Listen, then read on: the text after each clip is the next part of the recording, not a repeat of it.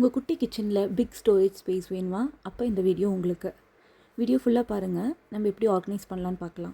First நான் ஏஐயில் இந்த image create பண்ணிக்கிட்டேன். இந்த இமேஜில் பார்த்தீங்கன்னா கன்சியூமபிள், நான் கன்சியூமபிள், க்ளீனிங், ப்ரிப்பரேஷன் அண்ட் குக்கிங்னு உங்கள் கிச்சனை வந்து நீங்கள் பிரிச்சிடணும். பிரிச்சதுக்கப்புறம் அதுக்கேற்ற மாதிரி நம்ம அரேஞ்ச் பண்ணி வச்சுக்கணும்.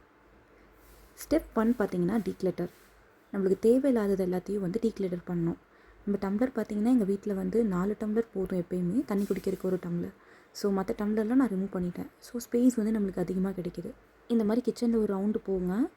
ஃபஸ்ட்டு வந்து டெய்லி யூஸ் பண்ணுற பொருள், செகண்ட் வந்து வீக்லி ஒன்ஸ் யூஸ் பண்ணுற பொருள், அப்புறம் மந்த்லி ஒன்ஸ் யூஸ் பண்ணுற பொருள் அப்படிங்கிற மாதிரி பிரித்து தேவையில்லாததில் நீங்கள் வந்து செக்ரிகேட் பண்ணி வச்சுருங்க.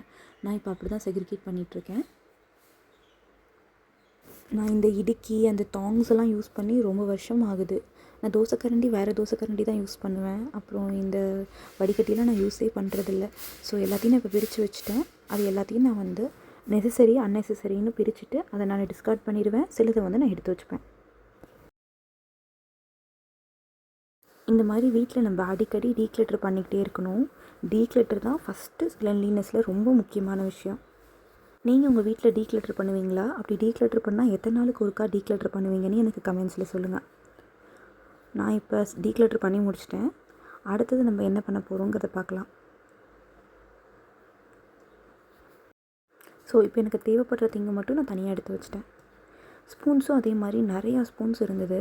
ஸ்பூன்ஸும் தேவைப்படுற ஸ்பூன்ஸு, டிஃபன் பாக்ஸில் வைக்கிற ஸ்பூன், அப்புறம் ஸ்நாக்ஸ் சாப்பிட்றதுக்கு ஸ்பூன் அப்படின்னு தனியாக பிரித்து வச்சுட்டு மற்றதெல்லாம் தனியாக எடுத்து வச்சிட்டேன். நீங்களும் இந்த மாதிரி மெயினாக டம்ளர், ஸ்பூன், கடாய்ஸ் எல்லாம் நம்ம தேவையில்லாமல் நிறையா கடாய்ஸ் வச்சுருப்போம். பிளேட்ஸ் எல்லாம் தேவையில்லாமல் நிறையா வச்சுருப்போம். அதை வந்து நம்ம ஆர்கனைஸ் பண்ணிக்கலாம். ஃபஸ்ட்டு பொருள் நிறையா இருக்க நீங்கள் நிறையா தடவை வாஷ் பண்ணுற மாதிரி இருக்கும். எல்லா பக்கமும் பொருளாக இருக்கிற மாதிரி இருக்கும். சிங்க் ஃபுல்லாக பாத்திரம் இருக்கிற மாதிரி இருக்கும். நீங்கள் கம்மியான பொருளை எப்பயும் யூஸ் பண்ணிக்கோங்க. அடுத்தது ஸ்பேஸ் அலாட்மெண்ட் பார்க்கலாம். ஸ்பேஸ் அலாட்மெண்ட் பார்த்தீங்கன்னா ஃபஸ்ட்டு உங்கள்கிட்ட இருக்கிற பொருள் எல்லாத்துக்குமே வைக்கிறதுக்கு ஒரு இடம் இருக்கணும். அந்த இடத்த வந்து நீங்கள் அரேஞ்ச் பண்ணி வச்சுக்கணும். ஸ்டோரேஜுக்காக இருக்கட்டும், அப்ளையன்ஸ்க்காக இருக்கட்டும், உங்களோட மற்ற டூல்ஸாக இருக்கட்டும், எல்லாத்தையும் ஒவ்வொரு இடம் வச்சுட்டு அதுக்கேற்ற மாதிரி அரேஞ்ச் பண்ணிக்கோங்க. நான் எல்லாத்துக்கும் அந்த மாதிரி ஒவ்வொரு ஸ்பேஸ் போட்டு செக்ரிகேட் பண்ணி வச்சுருக்கேன். அந்தந்த பிளேஸில் தான் அந்தந்த ஐட்டமும் கொண்டு போய் வைப்பேன். எப்போயுமே கிச்சனில் ஸ்பேஸ் அலாட்மெண்ட் ரொம்ப முக்கியம். அப்போ தான் நீட்டாக வச்சுக்க முடியும். அடுத்தது ஆர்கனைசர்ஸ். ஆர்கனைசர்ஸ் பார்த்திங்கன்னா நம்ம டிரான்ஸ்பரண்ட் ஆர்கனைசர்ஸ் அதிகமாக நம்ம யூஸ் பண்ணிக்கலாம். அப்போ தான் வந்து உள்ளே நம்ம என்ன வைக்கிறோம் நம்மளுக்கு தெரியும். இது பார்த்திங்கன்னா பேக்கிங் எசென்ஷியல்ஸ் எல்லாத்துக்குமே இந்த ஒரு ட்ராலியில் எல்லாமே நான் ஸ்டஃப் பண்ணி வச்சுப்பேன். பேக்கிங் நீட்ஸ் எல்லாமே ஒரே இடத்துல இருக்கிறனால நம்ம தேட தேவையில்லை. நீட்டாக ஆர்கனைஸ்டாக இருக்கும். அதே மாதிரி இதே ட்ராலியை தான் நான் வந்து க்ராசரிஸ் எல்லாம் வந்து ஸ்டோர் பண்ணுறக்கும் யூஸ் பண்ணியிருக்கேன். ஃபைனலாக நம்ம பார்க்க போகிறது வெர்டிக்கல் ஸ்பேஸ் ஆர்கனைசர்ஸ்.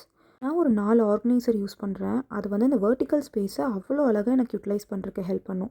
ஃபஸ்ட்டு இந்த ரேக்கை பார்த்தீங்கன்னா நீங்கள் ஷெல்ஃபில் வந்து நீங்கள் இந்த மாதிரி அழகாக ஃபிக்ஸ் பண்ணிக்கலாம். இதில் வந்து நீங்கள் எது வேணால் வைக்கலாம். ஸ்பைஸ் ரேக்காக நீங்கள் யூஸ் பண்ணிக்கலாம். நான் அலுமினியம் ஃபாயில், கிளிங் ரேக்கான் மேட் இதெல்லாமே இதில் தான் ஸ்டோர் பண்ணி வைப்பேன். இது ரொம்ப ஹேண்டியாகவும் இருக்கும். நீங்கள் இதை மல்டிபர்பஸ்க்கு யூஸ் பண்ணிக்கலாம். சம்டைம்ஸ் நம்ம கேரி பேக்ஸில் அங்கங்கே போடுறோம்ல, அதை கூட இதில் நம்ம ஸ்டஃப் பண்ணி வச்சுக்கலாம். அது ரொம்ப யூஸ்ஃபுல்லாக இருக்கும் நம்மளுக்கு. இந்த ரேக்கை நான் 220க்கு வாங்கினேன். இது என்னோடய பெஸ்ட்டு பர்ச்சேஸ்னு சொல்லலாம். பாருங்கள் எவ்வளோ அழகாக நீட்டாக ஆர்கனைஸ் பண்ணியிருக்கு. செகண்ட் வந்து இந்த ஃப்ரிட்ஜ் சைடில் இருக்கிற ஸ்பேஸ். இதை வந்து நான் வாட்டர் பாட்டில் ஹோல்டர் மாதிரி யூஸ் பண்ணிகிட்ருக்கேன். கீழெல்லாம் வாட்டர் பாட்டில்ஸ் எல்லாம் ஹோல்ட் பண்ணி வச்சுக்கிறதுக்கு யூஸ் பண்ணுறேன். மேலே வந்து மசாலா ஜார்ஸ் எல்லாம் வந்து ஸ்டோர் பண்ணி வச்சுருக்கேன். ஃப்ரிட்ஜ் பக்கத்தில் இருக்கிற அந்த நேரோ கேப்பில் நம்மளால் எதுவுமே வைக்க முடியாது. இந்த மாதிரி யூஸ் பண்ணுறது பெட்டர் ஆப்ஷனாக இருக்கும்.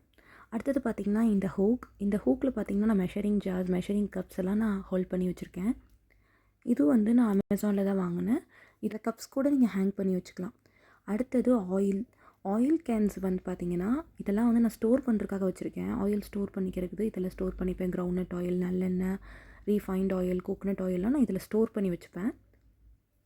இது இல்லாமல் தனியாக நம்ம டெய்லி எசென்ஷியலுக்கு 2 ஜார் வச்சுருக்கேன். ஸோ இந்த ஸ்டாக் பண்ண ஐட்டம் தீர்ந்துருச்சுன்னா நான் ரீஸ்டாக் பண்ணி வச்சுப்பேன். அடுத்தது பார்த்திங்கன்னா கடாய் ஹோல்டர். இந்த கடாய்ஸ்லாம் ஒன்று விட்டு ஒன்று எடுக்கிறதுக்குள்ளே போதும் ஆயிரும். ரொம்ப ஸ்கேட்டர்டாக இருக்கும். இந்த கடாய் ஹோல்டர் வந்து ஸ்பேஸ் சேவர்.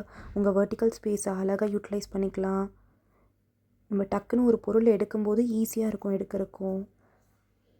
ஸோ இது பாருங்கள் எவ்வளோ அழகாக நான் ஃபிட் பண்ணியிருக்கேன். இது வந்து வெர்டிக்கல் ஸ்பேஸில் நான் அழகாக ப்ளேஸ் பண்ணியிருக்கேன். இந்த ஷெல்ஃபில் கீழே வந்து நான் இப்போ அந்த கடாய் ஹோல்டராக யூஸ் பண்ணிகிட்ருக்கேன். இந்த ஐட்டமோட லிங்க்லாம் நான் டிஸ்கிரிப்ஷனில் கொடுக்குறேன். தேங்க்யூ ஃபார் வாட்சிங்.